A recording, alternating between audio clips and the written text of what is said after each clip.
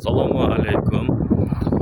Ushbu kontur bir mahsulot tomonlari asosida Agrobank ijarachilar bilan birgalikda Samarqand viloyati Pazdarg'om tuman Qushquduq mahallasida 22-konturda amalga oshirilmoqda.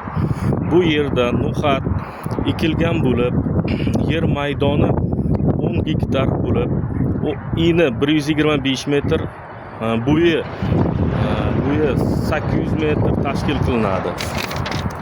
Bu yerda zamonaviy usulda tabiiy va mineral o'g'itlar orqali parvarish qilinmoqda. Ushbu loyiha jami 20 ta dehqon xo'jaligi biriktirilgan. Bu yerda 22-kontur raqamiga jami 20 ta ijarachi 50 sotikdan yer maydonlari to'g'ri keladi.